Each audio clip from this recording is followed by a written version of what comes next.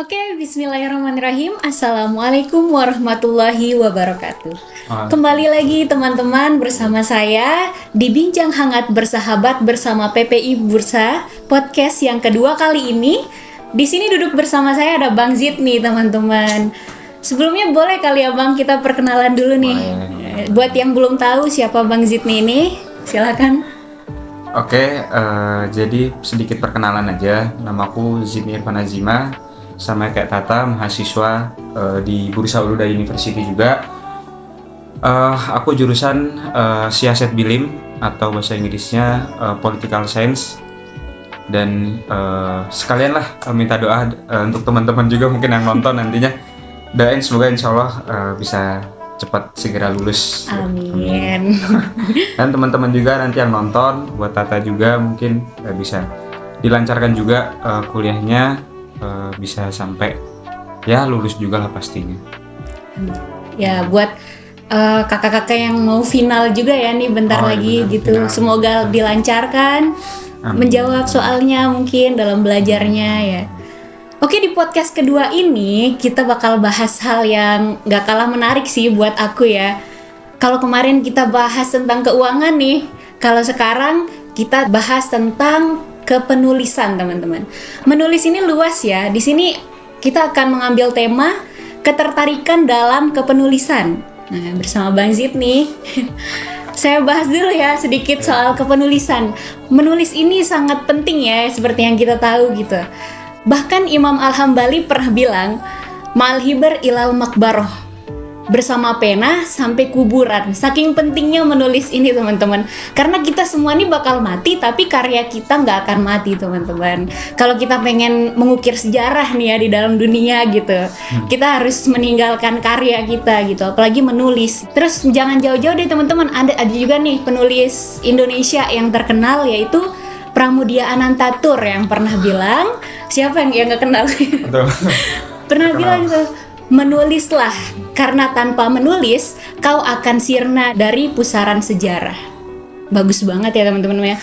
Buat yang belum tahu, Pramudia Anantatur itu adalah salah satu penulis di Indonesia yang karyanya itu udah lebih dari sekitar 50 karya, yang dimana setiap karyanya ini diterjemahkan ke 42 bahasa asing teman-teman. Luar biasa banget. Bahkan ada nih yang baru-baru difilmin. Bumi Manusia ya? Iya, Bumi Manusia. Itu juga salah satu novel yang aku suka juga, Bumi Manusia. Habis kan baru difilmin juga kan? Iya. Wah, itu memang, wah itu keren banget. Itu castingnya juga oke-oke banget ya sih Bang. Itu juga castingnya kalau nggak salah di Jogja ya? Iya, di Jogja. Ya, di Itu Jogja. menggambarkan kehidupan. Itu kalau nggak salah tuh ada salah satu scene di Jogja Iya. yang aku pernah kesana. Oh my god. Tapi aku lupa di detailnya mana, tapi pas aku nonton tuh kayak, oh ini, aku tahu ini tempatnya di mana dan aku ternyata pernah kesana. Itu relate banget sih kayak kehidupan masa lalu gitu ya. Iya betul, relate banget. Padahal kita nggak pernah ngerasain masa itu gitu, tapi kita dibawa lagi untuk balik ke masa itu. Keren banget sih teman-teman. Oke, kita ini kali ya, kita untuk tahu siapa pembicara kita pada hari ini, aku pengen nanya-nanya nih seputar kehidupan Bang Zidni ini di Bursa sampai akhirnya tertarik untuk menulis gitu. Jadi mungkin dari awal aku ke Turki dulu ya, ke Iya. Bursa itu aku tahun 2017. Oke. Aku tahun 2017, sebelumnya aku lulus SMA itu sebenarnya 2016, tapi gap setahun dulu di Indonesia, habis itu baru berangkat ke Turki 2017-nya. Habis itu gimana cerita awal aku bisa tertarik ke penulisan? Mungkin awalnya adalah, malah awalnya tuh bukan nulis sama sekali. Aku tuh nggak pernah nulis sama sekali. Nulis cerpen apapun itu nggak. Mungkin dimulai dari baca novel. Aku ingat banget sampai sekarang, novel pertama yang aku baca itu Kapan dan Apa. Itu ketika aku kelas 2 SMP, kelas 8 MTS. Udah lama banget tuh ya, Bang. Lama banget. Itu kan di pesantren. 8 MTS itu berarti tahun 2012 kalau nggak salah. 2012 atau 2011. 2011 kelas 8 MTS. Novel pertamanya adalah Terelie yang berjudul Bidadari Surga. Tahu lah ya pasti. Tahu. Teman-teman juga aku yakin pasti tahu lah Terelie, Bidadari Surga juga. maaf, bukan Bidadari Surga. Itu novel yang kedua. Maaf. Novel yang pertama itu adalah 5 cm. Penulisnya itu dari Doni Dirgantoro. Sebelumnya itu aku tuh nggak tertarik baca novel karena novel itu sebenarnya membosankan ya. Masa cuma kertas, tulisan banyak buat beratus-ratus halaman. Aku termasuk orang yang susah sih baca novel. Iya kan? Kayak satu novel bisa aku selesaiin sebulan loh, Bang. Nah, itu sama. Awal-awal ternyata sebelum novel 5 cm tuh ada komiknya. Jadi memang komik bergambar waktu itu ada. Setelah itu temanku punya novel 5 cm, aku pinjem. Aku baca, itu aku butuh waktu 1 minggu. 1 minggu untuk nyelesain novel itu. Nah akhirnya tadi, balik lagi ke tadi, novel keduanya itu baru Terelia yang Bidadari Surga. Iya. Itu novel kedua dan itu ternyata aku bisa lebih cepat selesainya. Terus, udah dimulai dari situ tuh aku banyak banget baca novel. Baca novel sampai SMA tuh aku suka banget di kelas, bahkan kadang kalau lagi pelajaran membosankan. Ini jangan ditiru teman-teman ya. Kayak kadang-kadang namanya anak pesantren biasanya kalau misalnya bosan kan hiburannya tuh karena nggak ada HP, handphone, nggak ada laptop segala macam, biasanya cuma novel. Sedangkan novel tuh kadang-kadang dilarang juga kan. Iya, ini relate banget sih sama anak pesantren. Iya. Kebetulan aku sama Tata kan juga sama pesantren, jadi ya relate lah kalau ngomongin pesantren gitu kan. Jadi emang novelnya itu dilarang kadang-kadang. Terus ya udah kadang-kadang nyari-nyari kesempatan atau baca pas malam di kelas atau kayak gimana gitu. Itu banyak banget novel yang aku baca. Tapi memang kebanyakan yang aku baca tuh memang Terelie. Kebanyakan. Karena memang entah ya. Aku tuh mikir Terelie tuh bagus banget. Apalagi kalau misalnya cerita-cerita fiksinya. Wah itu keren banget kan. Sampai sekarang masih aku ikutin tuh yang kamu tau nggak yang Bumi, Bulan, Bintang, Matahari, Ceros itu tuh. Itu sampai sekarang aku masih ikutin banget. Kadang-kadang aku sama saudaraku di Indo kalau misalnya novelnya udah ada suka minta tolong beliin dulu lah atau kayak gimana gitu karena kan susah ya. Iya kan just tip ntar dibawain kesini ya gitu ya. Itu akhirnya singkat cerita tuh novel aku suka banget sampai di sini. Itu aku masih suka baca novel tuh pas aku 2017 tuh aku masih suka baca novel sampai aku tuh ada di titik aku kemana-mana selalu bawa buku pas tomer. Ya pas tomer tuh aku kemana-mana selalu bawa novel. Jadi kadang-kadang pas istirahat kelas aku suka keluar ya udah baca novel atau nggak di dalam kelas aku baca. Emang kalau udah baca tuh ya, kalau udah larut di dalam cerita itu nggak bisa lepas sih bukunya. Nggak bisa banget. Itu enak banget, sumpah seenak itu. Sampai kalau aku lagi baca novel, HP itu aku mode pesawat. Biar sampai nggak ada yang ganggu. Aku nggak mau diganggu sama sekali. Gila sih. Segila itu aku dulu sama buku sama novel gitu kayak. Wah gila seru banget pas saya baca novel tuh kayak lagi baca, pokoknya aku nggak mau diganggu sama sekali. Nah, ketika itu tuh waktu itu aku udah bisa baca satu novel sehari itu aku udah bisa. Sudah sampai di tahap itu tuh bisa gitu. Akhirnya, tapi setelah itu sempat menghilang keinginan aku, kesukaan aku membaca novel gitu tuh hilang karena kalau menurutku ketika teknologi canggih nih, udah kenal HP makin fiturnya makin bagus-bagus, udah makin bisa bikin kita santai, refleks HP itu, respon dari HP itu cepat kan. Kita mau ini tinggal kita pencet segala macam. Bener banget. Memanjakan mata kan, Instagram lah, YouTube itu. Udah nggak usah capek baca-baca gitu, tinggal lihat aja gitu video. Bahkan gitu kan. Buku aja sekarang juga bisa kan baca di HP kan. Iya. Ya kan. Banget. Kayak udah seitunya gitu. Akhirnya ketika itu aku tuh sama sekali hampir nggak pernah baca novel lagi. Itu tahun berapa ya? Kira-kira 2019-an mungkin ya. Sampai sekarang tuh, itu baca novel aku udah susah banget. Kayaknya dari tahun 2019 ya. Dari 2019 itu aku udah mulai agak malas baca novel karena HP. Apalagi pas COVID, udahlah itu. Udah malas kan. Pengennya HP aja segala macem, main game, ngapain gitu. COVID emang kendala banget ya, COVID bukan cuman buat kesehatan tapi kehidupan juga ini COVID. Buat kehidupan tuh ngaruh banget waktu zaman COVID itu. Apalagi kita yang di Turki, waktu masih di Indo ya berarti ya COVID ya. Wah di Turki itu lebih ketat menurut aku ya. Aku kurang tahu di Indonesia, cuman kalau melihat dari berita tuh kayak di sini tuh kayak rasanya lebih ketat. Yang aku rasakan gitu. Kita mau ke market tuh buka ada jam ininya. Kemudian bener-bener waktu itu pernah malam hari kan dibatasi ngomongnya jam 8 malam kalau nggak salah waktu disiplin itu. Disiplin banget. Ketika itu jam 8 aja, polisi itu udah bertebaran di mana-mana, di jalan-jalan gitu. Sampai dulu ada, kamu kenal Bang Nona ya? Kenal. Nah, Bang tuh pernah cerita juga pas COVID dia ada kerjaan, dia harus keluar naik taksi segala macem.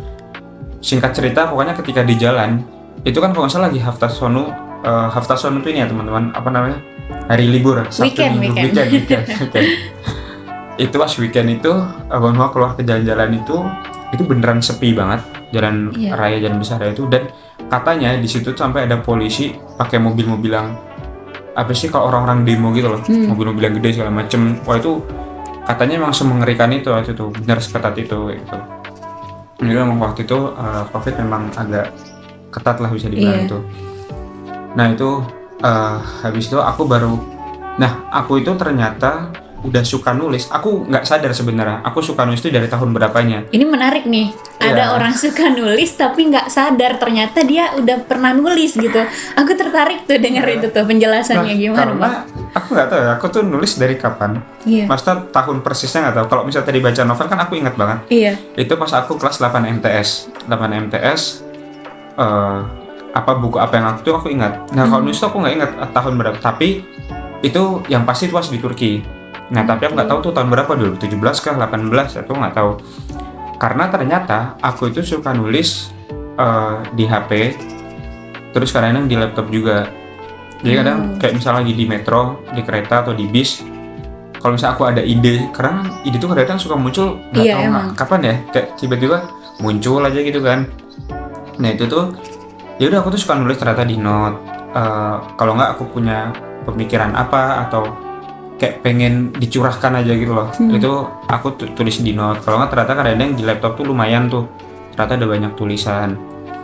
Waktu aku sadar sih aku suka nulis, cuman kayak dulu tuh ngerasanya yaudah nulis tuh karena aku suka dan kayak bingung aja gitu loh. Kadang aku punya apa yang aku pendam, bingung mau dilampiasin kemana, terlintas aja gitu ya. Terlintas aja tiba-tiba nulis. Ternyata saya baru sadar kayak nulis itu salah satu cara aku menuangkan emosi. Salah satu cara. Jadi kadang-kadang ketika kita ada emosi senang, emosi sedih, marah segala macam tuh, itu ternyata aku kadang suka tulis. Ini ada soalnya dan jadi kayak misalnya aku dapat cerita atau misalnya kejadian atau sesuatu, ya udah aku tuliskan. Atau ya itu tadi ketika emosi lagi marah apa segala macam tuh, ya udah aku tulis itu. Nah itu akhirnya baru-baru nggak tahun ini sih sebenarnya, 2 tahun ke belakang mungkin ya, itu aku baru ngecek lagi di laptop, ternyata tulisan aku tuh banyak banget. Oh my god, baru dicek gitu ya. Iya, dulu ya itu mungkin udah suka nulis kan, dulu emang suka nulis kayak gitu. Habis itu mungkin sempat kejeda setahun 2 tahun mungkin. Habis itu ternyata pas ngecek lagi, kok tulisanku banyak banget. Ternyata pas aku cek tuh mungkin 20 tulisan tuh ada gitu.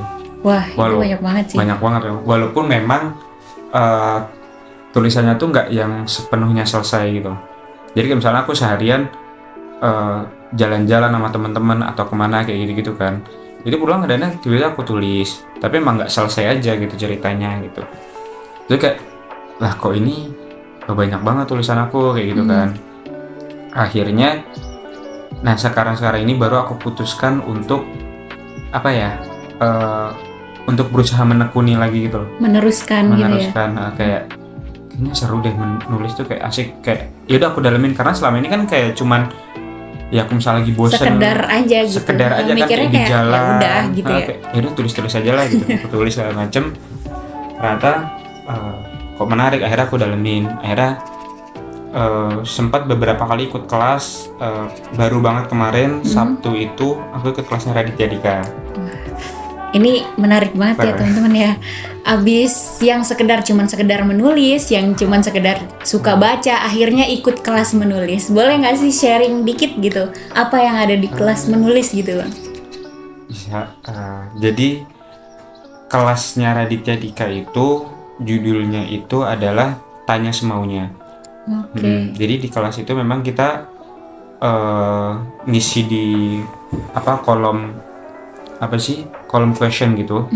Tanya aja apa yang terkait, temanya kan tanya semaunya, judulnya apa. Nah waktu yang Sabtu kemarin itu kebetulan tentang dialog, dialog cerpen.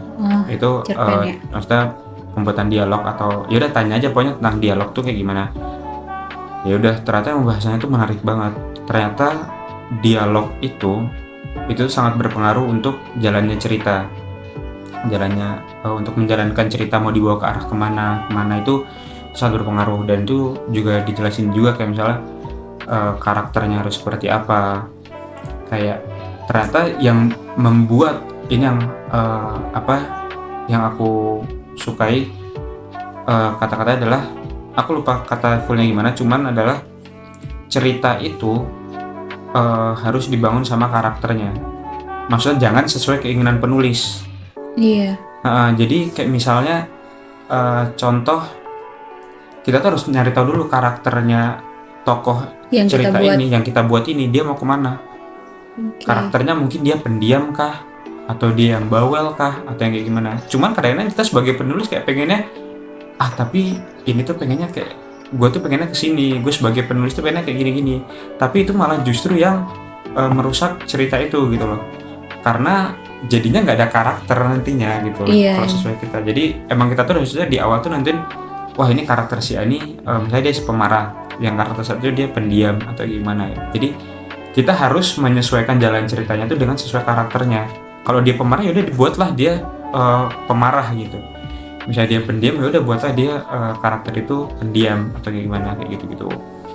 Nah itu apa yang dibahas kelas sama Raditya Dika kemarin, dan itu sebenarnya kurang waktu banget karena memang harusnya tuh sejam doang. Cuma kemarin kita lebih sekitar 1 jam 15 menit atau 30 menit, 1 jam. Itu juga dari Raditya Dika kayak, ini kenapa kita bentar banget sih gitu, karena emang seseru itu ternyata gitu. Dari teman-teman juga aktif nanya kayak gitu-gitu kan, jadi kayak emang asik aja gitu loh masalah kelasnya Raditya Dika ini. Dan aku pengen ikut lagi sih sebenarnya, karena dia ternyata nggak tahu tiap minggu atau kapan.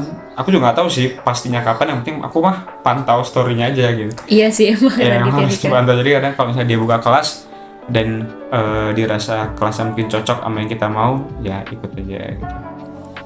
Berarti kalau boleh tahu, Bang Zidni ini sukanya di menulis apa? Kan nulis banyak tuh ya, ada menulis novel, ada menulis naskah gitu, menulis cerpen. Bang Zidni ini ketertarikannya ke menulis apa kira-kira?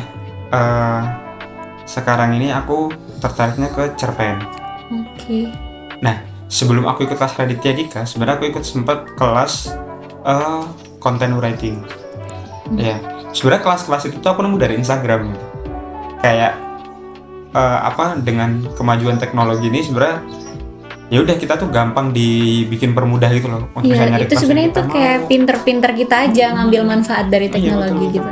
Jadi kayak itu aku semuanya nemu dari Instagram. Kayak kadang lewat kayak, oh ini kayaknya menarik gitu. Nah, awalnya aku pikir content writing itu ada banyak kan, ada copywriting gitu-gitu kan. Aku kira copywriting itu kayak cuman ya udah kita ngopi tulisan. Jadi waktu itu yang aku pahami adalah misalnya ada orang menulis, iya kan, punya nulis atau tulisan, gimana, kayak misalnya orang itu lagi ada bikin suatu acara misalnya, dia sebagai pembicara gitu. Nah kita copywriting itu aku ngiranya ya udah cuma sebagai apa yang dia sampaikan di forum itu kita yang nulis. Iya, aku mikirnya gitu. Ternyata enggak sesimpel itu. Itu aku ikut satu kelas itu kayak, waduh kok ini kayaknya berat susah banget. Susah juga ternyata ada content writing, ada copywriting, kemudian ada istilah-istilah banyak banget yang aku baru dengar juga gitu. Kayak, wah ini kayaknya agak berat deh. Waktu itu aku pengen itu aku jadikan pekerjaan gitu. Maksudnya kayak, ini aku mau deh masuk ke content writing gitu. Cuman ternyata ya content writing, kayak misalnya content writing itu kita harus juga gimana cara kita memasarkan produk perusahaan misalnya. Misalnya ada produk perusahaan teh, katakan ya kita gimana cara bikin konten penulisan itu kayak bikin orang tuh tertarik untuk beli teh kita gitu. Nah aku belum menemukan apakah aku tuh bisa untuk di kayak gitu loh. Karena sejauh ini aku tuh nulis untuk kesenangan, dan selama ini tuh yang aku tulis cuma sebatas cerita-cerita gitu loh. Untuk meluapkan apa emosi yang kita tadi, rasakan. Nah jadi kalau yang tanya apa sekarang tuh aku lagi sukanya sama cerpen. Dan aku pernah juga nyoba di naskah film. Waktu itu kita PP Burisa pernah kok bikin film. Iya. Aku penulisnya. Wah. Tapi itu pengalaman yang lucu banget sih. Maksudnya itu kan aku pertama kali ya. Waktu itu aku sama teman-teman, beberapa teman itu ini ada, itu waktu itu nggak salah lomba dari KBRI.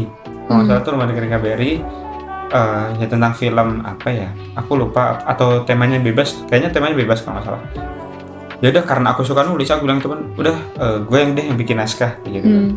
Aku bikin naskah waktu itu di perpustakaan sampai malam, sampai kayak, karena sering banget, mungkin teman-teman yang nulis juga, yang suka nulis mungkin sering ngerasain juga ya, kayak depan laptop berjam-jam buka Microsoft Word kayak gitu-gitu, habis itu nggak nulis apa-apa tuh, mungkin pernah mengalami, karena aku tuh sering ngalamin kayak gitu. Emang ide tuh susah banget dapatnya. Jadi kadang aku pernah kayak, wah lagi semangat nih nulis, duduk buka laptop, bingung mau nulis apa. Itu pernah sejam, berapa jam kosong tuh kayak nggak ada tulisan tuh pernah. Jadi kayak apa ya, makanya kadang lama banget ya gitu-gitu nunggu ide macam. Nah habis itu banyak pas nulis naskah itu adalah udah, singkat cerita aku bikin teman itu juga, kita aku sama teman-teman itu juga mungkin kita baru pertama kali gitu nyemplung dunia film, bisa dibilang. Ternyata pas udah aku naskah, aku sama teman-teman nyari aktornya segala macam, udah dapat, habis itu kita bikin film segala macam. Kemudian pas penilaian itu ada salah satu juri yang terkenal, aku lupa ya. Pokoknya ada itu, intinya adalah yang kan itu atas nama PPI ya filmnya. Jadi ada PPI Bursa, Konya, Angkara gitu-gitu. Nah PPI Bursa di komen apa, naskahnya terlalu formal, terlalu baku. Aku kayak sebagai penulis kayak, kok bisa gitu. Karena memang aku tuh nulis kayak misalnya ada percakapan nih. Aku tuh nulisnya tuh kayak, iya saya asalnya dari Jakarta misalnya, kamu kenapa bisa kuliah di Turki, yang kayak gitu loh. Nah, yang main ngikutin tulisan kayak yang gitu. Main tuh ngikutin versi yang aku bikin, plek-plekan. Ternyata di film itu dan naskah itu harusnya seobrolan kita sehari-hari gitu. Ya udah, biar nggak kelihatan ini aja ya. Kayak natural aja, kayak malah jangan formal kayak gitu gitu. Karena ternyata di komen kayak gitu, ternyata oh iya juga, harusnya kalau bikin film kayak ya udah bilang aja, lu asalnya dari mana? Oh iya gue di sini nih, atau kayak gimana, ya udah bahasa kita sehari-hari aja gitu loh. Ternyata itu kesalahan fatal banget tuh. Nah aku mikir-mikir mungkin kenapa aku bisa kayak gitu adalah karena kan aku suka nulis cerpen. Kadang kalau cerpen kan kadang-kadang tuh kata-katanya atau apa tuh harus yang semenarik mungkin, atau yang kadang-kadang tuh sok-sokan indah gitu loh. Kalau cerpen kan kadang-kadang sok-sokan indah kayak gitu-gitu. Pakai peribahasa gitu. Jadi mungkin aku kebawa untuk jadi naskah film. Padahal itu ternyata tuh nggak bagus, malah kurang tepat gitu. Dan tapi ternyata di cerpen juga, di novel juga, kalau bisa kata-katanya tuh juga nggak usah yang terlalu banyak peribahasa yang sosokan indah gitu-gitu. Kayak berarti emang setiap tulisan ada skillnya sendiri kayaknya ya. Ternyata ada skillnya masing-masing, kayak ya itu tadi naskah tuh harusnya seperti ini, mungkin cerpen kayak gini, novel mungkin kayak gini gitu-gitu. Balik lagi nih Bang ke cara menulis dialog tadi ya, yang dari Raditya Dika. Nah itu kan kita disuruh untuk tidak ngikutin maunya kita nih.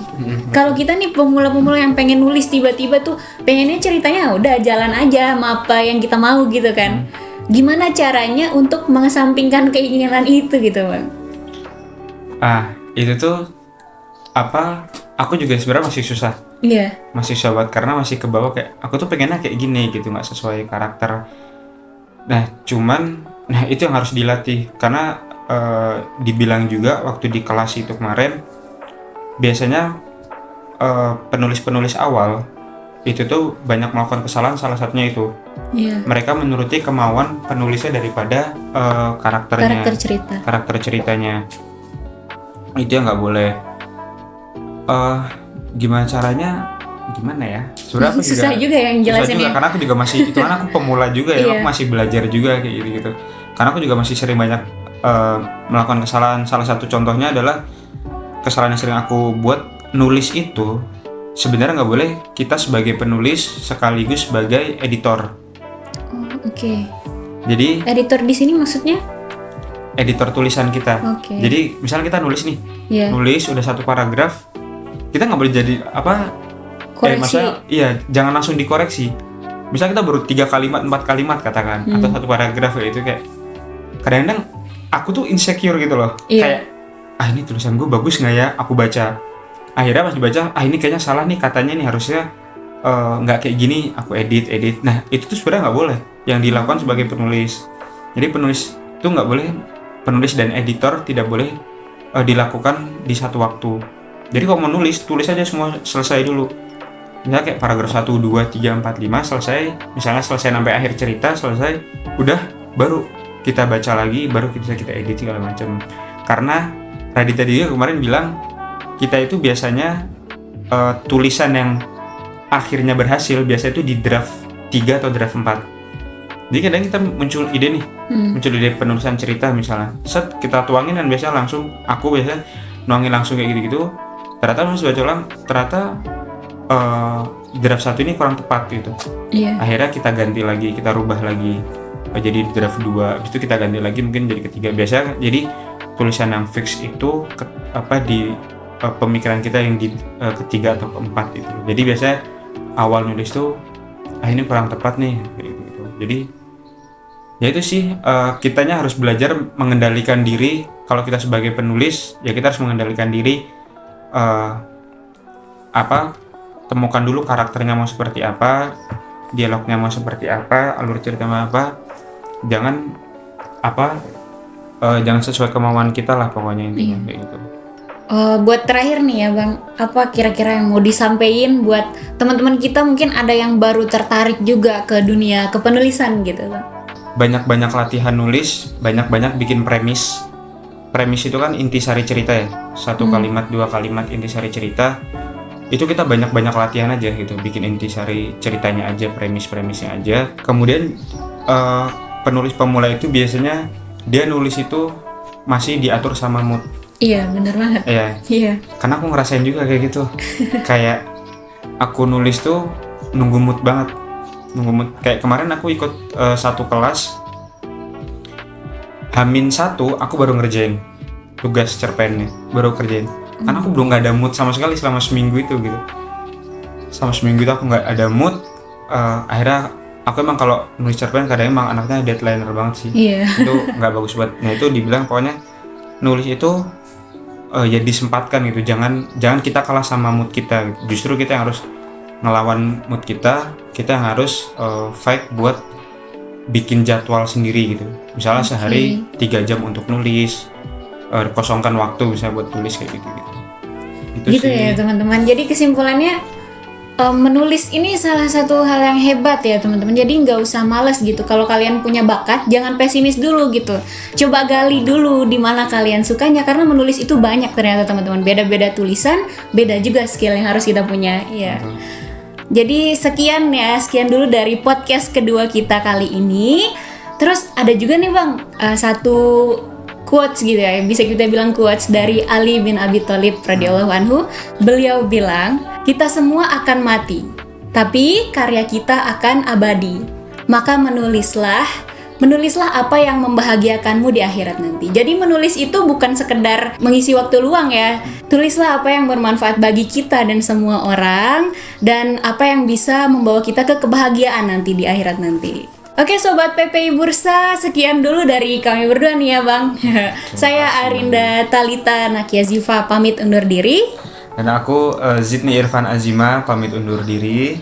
Sampai jumpa di Bincang Hangat Bersahabat bersama PPI Bursa selanjutnya. Wassalamualaikum warahmatullahi wabarakatuh.